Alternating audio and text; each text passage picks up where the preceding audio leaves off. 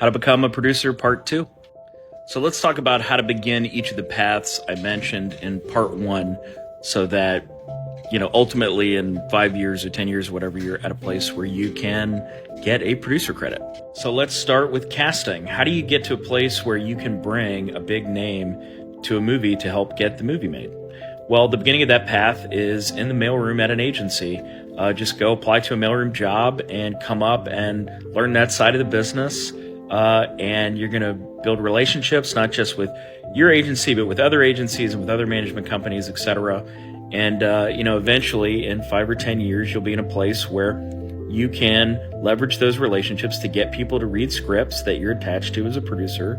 And if, a big name signs on, then you're going to get a producer credit. You brought one of the essential pieces of the puzzle to the table. The screenplay. Maybe you are a screenwriter, or maybe you're a producer who knows a bunch of great screenwriters. Well, if you have the rights to a screenplay, you can go and meet the last guy who just came up in the agency world and see if you can get an actor attached to the script.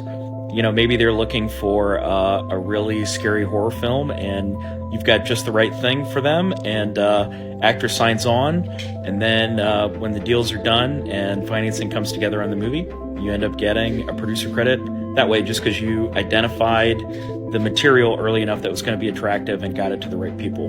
You'll get a producer credit for that. Financing. The people that finance the movie end up getting a producer credit, whether it's produced by or executive producer. This is actually the path that I took to get most of my producer credits. Basically you can go work at a hedge fund, a private equity place, or a bank. You can start at a really low level and work your way up over time and learn what's a good investment, what's a bad investment, what's a safe investment, how do you know you're going to get your money back when you invest in a movie. And you can bring that knowledge as well as relationships with private investors to the table.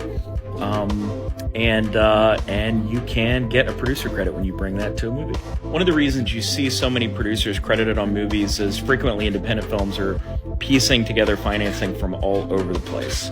They're bringing, many different little pieces of financing, and that ends up being, 10 additional credits on an independent film, because it's so important. If you don't have the money to make the movie, you can't make the movie.